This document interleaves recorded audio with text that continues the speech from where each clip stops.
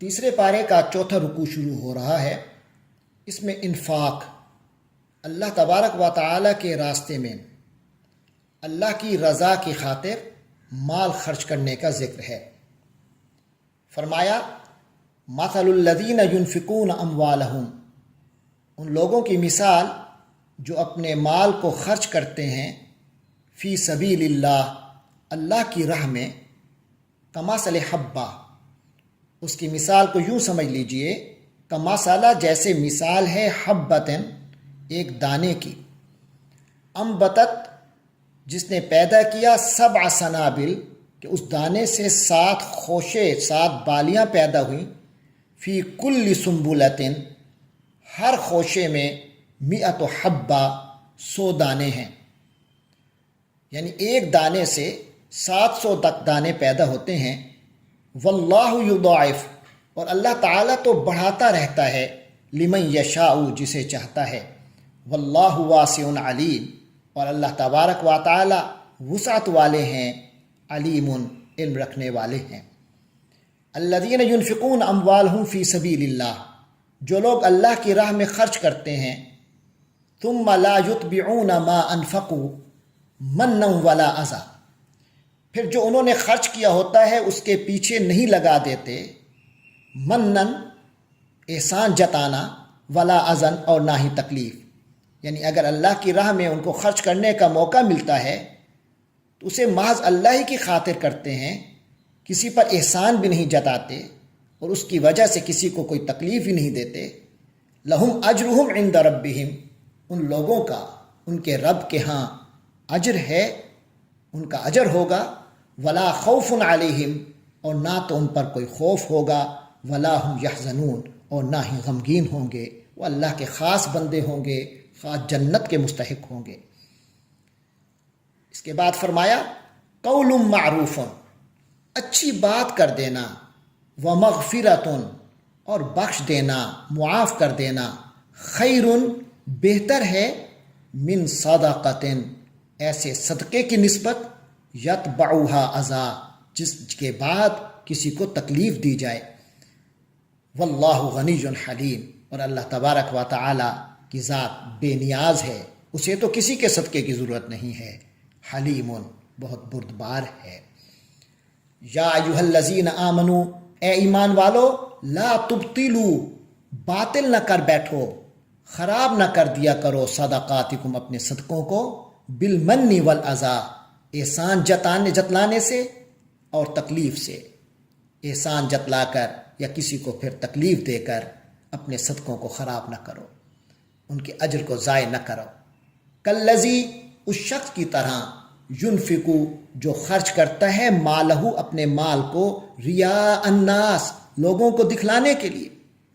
ولا یؤمن باللہ والیوم الآخر، اور وہ اللہ پر اور آخرت کے دن پر ایمان نہیں رکھتا۔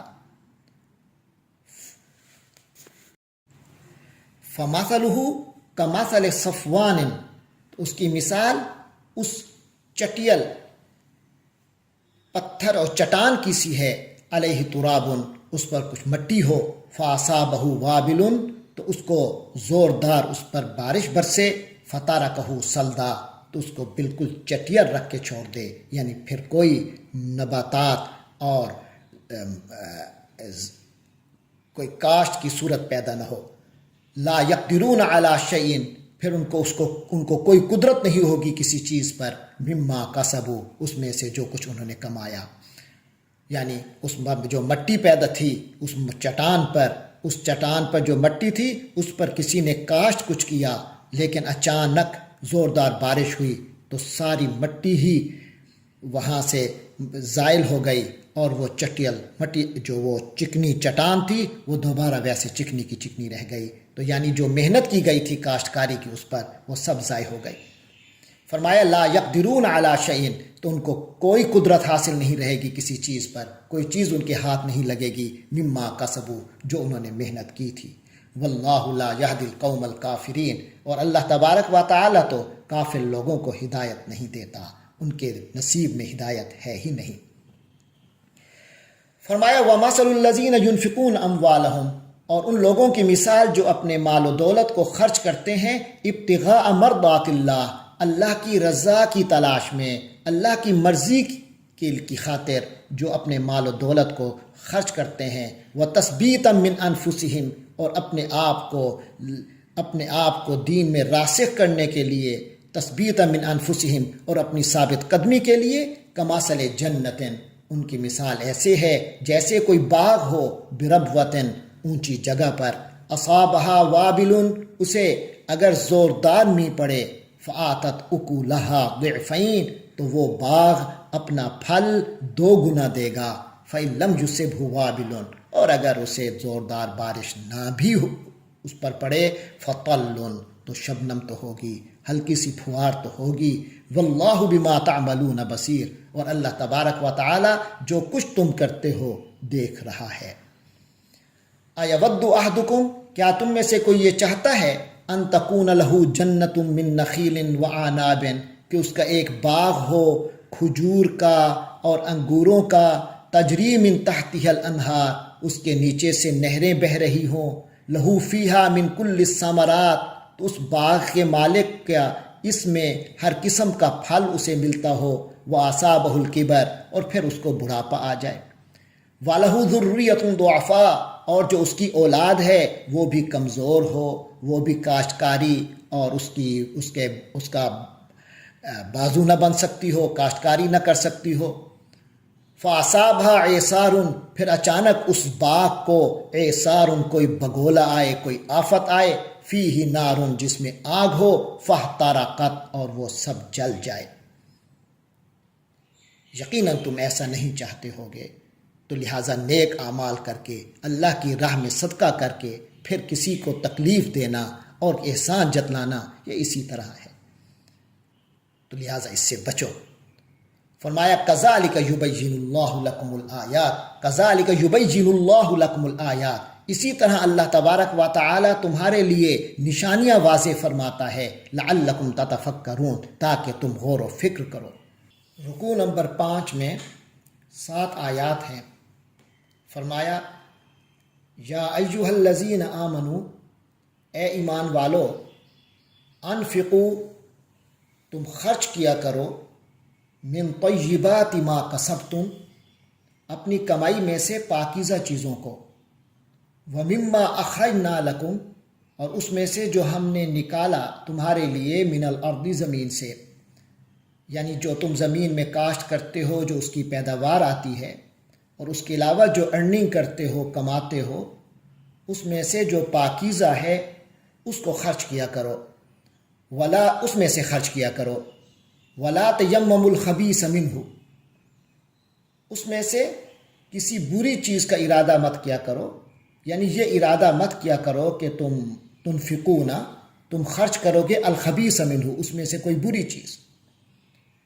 ولستم بآخذہ، ایسی بری چیز کہ ولستم بآخذہ، کہ تم خود اس کے لینے والے نہیں بنتے، الا ان تغمضوا فیہ، مگر یہ کہ تم چشم پوشی کرو، آنکھیں میچ لو، تو اس انداز میں، یعنی کہ تم جس کو خود لینا پسند نہیں کرتے، ایسی چیز کو خرچ کرنے کا ارادہ نہ کیا کرو، وَاعْلَمُوا، اور جان لو، ان اللہ غنی حمید، یقیناً اللہ تعالیٰ تو بے نیاز ہے، حمید، انتہائی قابل تعریف ہے۔ الشیطان یعدکم الفقر، وہ شیطان ہے جو تمہیں فقر سے ڈرا رہا ہے، وَيَأْمُرُكُمْ بِالْفَحْشَاءِ، اور بے حیائی کا حکم دیتا ہے، بے حیائی کی طرف تمہیں لگا دیتا ہے، وَاللَّهُ يَعِدُكُمْ مَغْفِرَةً مِّنْهُ وَفَضْلًا، جبکہ اللہ تبارک و تعالی تو تم سے مغفرت کا وعدہ فرماتا ہے، اس کے حکموں پر چلو گے تو تمہارے لیے مغفرت ہوگی، منہ، اس اللہ کی طرف سے، وفضلا، اور فضل ہوگا، واللہ واسع علیم، اور اللہ تبارک و تعالی وسعت والا ہے، علم والا ہے، یؤتی الحکمت من یشاء، وہ جسے چاہتا ہے حکمت عطا فرماتا ہے۔ ہر معاملے کا، یعنی یہ صدقات کا جو تمہیں یہ حقائق بتائے جا رہے ہیں، ان تک وہی پہنچے گا جس پر اللہ کا فضل ہوگا۔ فرمایا یؤتی الحکمت، اللہ تبارک و تعالی حکمت عطا فرماتا ہے من یشاء جسے چاہتا ہے، ومن یؤت الحکمت اور جسے حکمت مل جائے، دے دی جائے، فقد اوتیا خیرا کثیرا اسے تو بہت بڑا خیر کثیر اسے عطا کر دیا گیا، اسے تو بہت زیادہ خیر مل گئی۔ وما یذکر الا اولو الالباب اور نصیحت کوئی حاصل نہیں کرتا سوائے سمجھداروں کے، سمجھدار لوگ ہی نصیحت حاصل کرتے ہیں۔ وما انفقتم من نفقۃ اور تم جو بھی خرچ کرو گے، او نظر تم من نظر یا اللہ کے نام پر کوئی بھی نظر کرو گے، فإن اللہ یعلم تو اللہ تبارک و تعالی تو اس کو جانتا ہے۔ وما للظالمین من انصار اور ظالموں کا کوئی مددگار نہیں ہے، ظالموں کو کوئی سہارے نہیں ملیں گے، کوئی مدد نہیں ملے گا۔ ان تبدوا الصدقات فنعما ہی، فرمایا اگر تم صدقات ظاہر کرو تب بھی ٹھیک ہی ہے، وَإِن تُخْفُوهَا اور اگر تم ان کو چھپا کر دو، وَتُؤْتُوهَا الْفُقَرَاءَ اور فقراء تک اسے پہنچاؤ، فقراء کو دو، فَهُوَ خَيْرٌ لَكُمْ تو یہ تو تمہارے لیے بہت بھلا ہے، بہت اچھا ہے۔ اس بارے میں ایک اصول ہے کہ جو فرضی صدقات ہیں یعنی زکوٰۃ ہے، عشر ہے یا اس طرح کے ہیں، اس کو تو ظاہر دینا بہتر ہے، لیکن جو نفلی صدقات ہیں تو وہ جتنا چھپا کر دیا جائے اتنا زیادہ بھلا ہے۔ فرمایا وَيُكَفِّرُ عَنْكُمْ اور اللہ تعالیٰ تمہارے لیے کفارہ بنا دے گا ان صدقات کو، من سیئاتکم تمہاری برائیوں اور بلائیوں کا، تمہاری بلائیوں پر یہ کفارہ بن جائیں گے، اس کی وجہ سے اللہ تمہارے کئی گناہ مٹا دے گا۔ واللہ بما تعملون خبیر اور اللہ تبارک و تعالی تو جو کچھ تم کرتے ہو اس سے باخبر ہے۔ لیس علیک ھداھم ولکن اللہ یہدی من یشاء، اس کے بارے میں کچھ سمجھ لیں کہ انصار صحابہ کرام یعنی مدینہ منورہ میں جو انصار صحابہ کرام تھے ان کے کچھ رشتہ دار کافر تھے،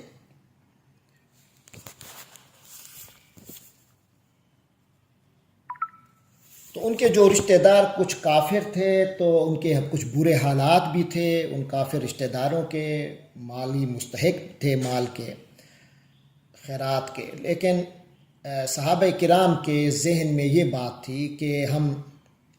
یہ لوگ ہدایت لے آئیں تو اسلام قبول کریں تو تب ہم ان کی مدد کریں۔ اور نبی پاک صلی اللہ علیہ وسلم کی طرف سے بھی یہ ترغیب تھی کہ غریب مسلمان رشتہ داروں کو پیسے دیے جائیں، ان کی مدد کی جائے۔ تو یہاں فرمایا جا رہا ہے لیس علیکا، حضور پاک صلی اللہ علیہ وسلم کو خطاب ہے، لیس علیکا آپ کے ذمے نہیں ہے، ہداہم آپ پر لازم نہیں ہے، ہداہم ان کی ہدایت، یعنی کہ ان کی ہدایت آپ کے اختیار میں نہیں ہے، ولکن اللہ یہدی لیکن اللہ تعالی ہی وہ ذات ہے، یہدی من یشاء وہ جسے چاہتا ہے ہدایت دیتا ہے۔ اور اب صحابہ کرام کو فرمایا جا رہا ہے وما تنفقوا من خیر اور تم جو بھی بھلی چیز خرچ کرو گے، مال خرچ کرو گے، فالی انفسکم تو اس کا فائدہ تمہیں ہی ملے گا، وما تنفقون اور تم لوگ تو خرچ کرتے ہی نہیں الا مگر ابتغاء وجہ اللہ مگر اللہ کی رضا کی خاطر، اللہ کی رضا کی طلب میں، تم لوگ تو ویسے ہی اللہ کی رضا میں خرچ کرتے ہو، تو لہٰذا جو بھی خرچ کرو گے اس کا تمہیں فائدہ ہوگا۔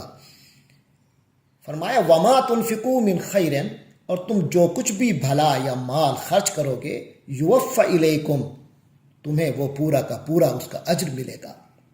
کیونکہ تمہاری نیت اللہ کی رضا کی ہے۔ تو جو شخص اللہ کی رضا کے لیے کچھ خرچ کرتا ہے دین کے رستوں میں، اچھے رستوں میں، جس کا اللہ نے حکم دیا ہے اس رستے میں، جس کا اللہ نے ثواب بتایا ہے اس رستے میں، جب بھی کوئی خرچ کرتا ہے تو اللہ اس کو اس کا